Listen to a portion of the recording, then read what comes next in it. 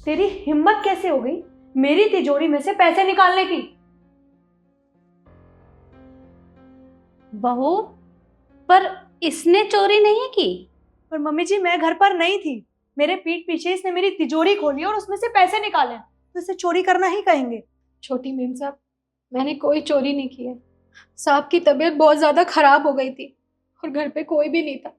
मेरे पास इतने पैसे नहीं थे कि मैं उनका इलाज करवा सकूं, इसलिए मैंने मजबूरी में तिजोरी से पैसे लिए थे। हाँ, तो ऐसी क्या आफत आ गई तो तुझे ताला तोड़ना पड़ गया?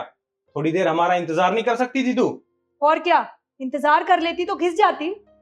और वैसे भी मैं देख रही हूँ इस घर में ना नौकरानियों की कुछ ज्यादा ही साइड ली जा रही है।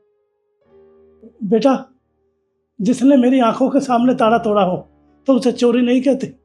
छोटी मालकिन, मैं आपको पैसे लौटा दूंगी। मैंने सिर्फ 5,000 रुपये निकाले थे। कल बैंक खुलेगा ना तो मैं आपको लौटा दूंगी। अच्छा, मुझे पैसे लौटाएगी तू?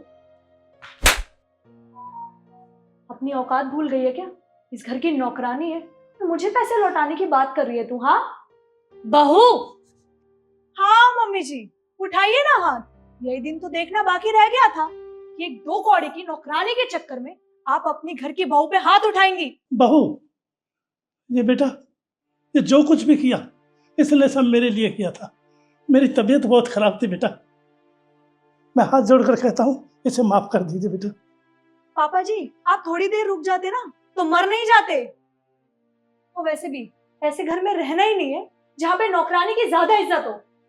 देख रहे हो ना किशन, तुम्हारे माँ बाप मेरी कितनी इज्जत करते हैं। सही कहा तुमने। अब इतना सब कुछ देखने के बाद हम भी तुम लोगों के साथ नहीं रह सकते। आप कैसी बात कर रहे हो? आप कहाँ जाओगे इस उम्र में? हम इस घर से नहीं जाएंगे। ये घर हमारा है।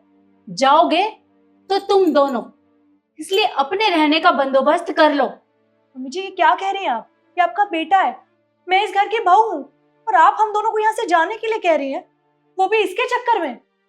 हाँ, कह रही हूं मैं, क्योंकि जब तुमने अपने बाबूजी के बारे में इतनी बुरी बात कह दी तो क्या मैं तुम्हें यहाँ से जाने के लिए नहीं कह सकती?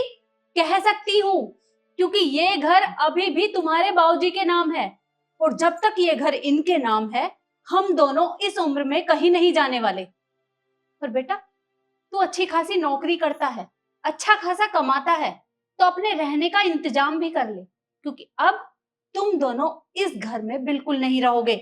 माँ, आप कैसी बात कर रहे हो? आप जानते हो ना मेरी अभी अभी नौकरी लगी है, और मैं कहाँ जाऊंगा? कहाँ रहेंगे हम दोनों? इसके बारे में मैं कुछ नहीं जानती। जाओगे तो तुम दोनों यहाँ से। मालकिन, आप इन्हें माफ कर दीजिए। ये हैं तो आपके बच्चे ही ना, ये लोग कहाँ जाएंगे? और ये बात तू मुझसे कह रही है? इन दोनों को माफ कर दूं मैं?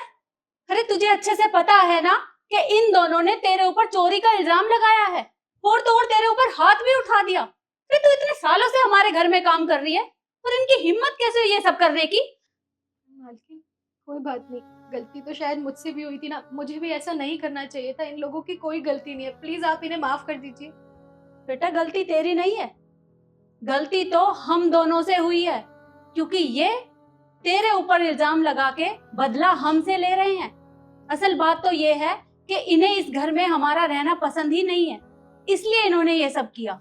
पर अब बहुत हो गया, अब हम तुम दोनों को इस घर में बिल्कुल नहीं रखेंगे। निकलो यहाँ से। माँ देखो, प्लीज मुझे माफ कर दो, मेरे से ना गलती होगी, मैं इसके बहकावे में आ गया था, और रही बात इसकी ना तो मैं इसको समझा दूंगा, आप चिंता मत करो। बेटा, अगर तुझे बहू को समझाना होता ना तो तूने पहले ही समझा दिया होता। इस समय की नौबत नहीं आती, और तुझे शर्म आनी चाहिए। अरे इस उम्र में तुम दोनों सोच रहे हो कि तुम्हारे माँ बाप इस घर से चले जाएंगे? क्या यही सोचकर हमने तेरी शादी की थी? बस बहुत हो गया, अब हम तुम दोनों के साथ एक सेकंड भी नहीं रह सकते। निकलो मेरे घर से। हाँ, मेरी बात तो सुनो। मैंने कहा ना, मुझे तुम दोनों की कोई बात नहीं सुननी। निकलो यहाँ से।